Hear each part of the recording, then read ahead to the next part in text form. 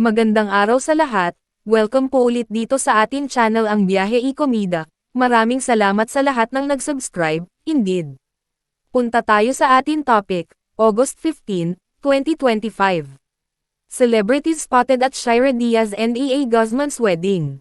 Julia Montes, Coco Martin, and Jeneline Mercado are part of the entourage.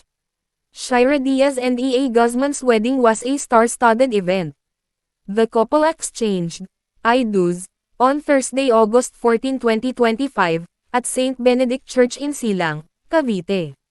Family and friends gathered to witness the couple celebrate their nuptials.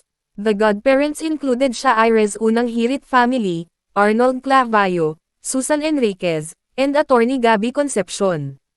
Shaira's co-hosts Tuloy Tingkangco and Anjo Pertiera were also part of the bride's entourage.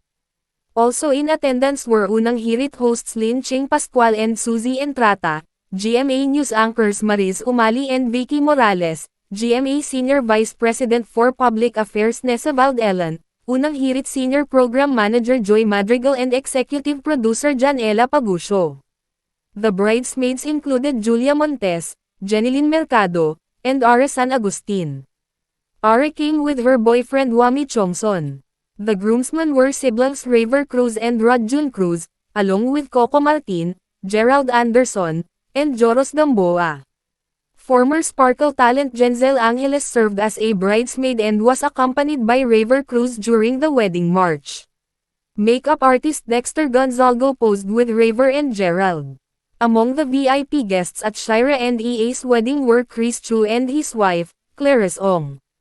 Sa mga bagong kasal na sina Shira Diaz and Edgar Allan Guzman, mula sa Team Biyahe y Comida, best wishes and congratulations to you both.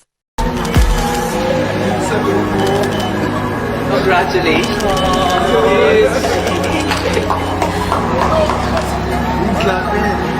Oh my God, Fred! Sobrang ganda ni Fred! Oh my God!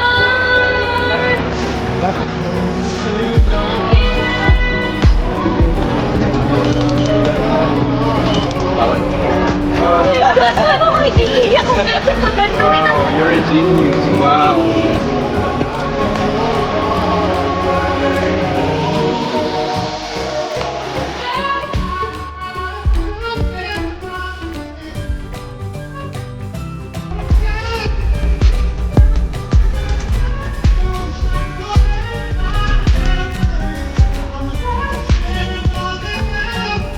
At yan ang ating latest Showbiz Chika update for today. Huwag kalimutan mag-subscribe, click the notification bell for more Showbiz Chika updates, like and share the video at suportahan po ang ating Facebook page. Maraming salamat sa lahat ng nag-subscribe indeed.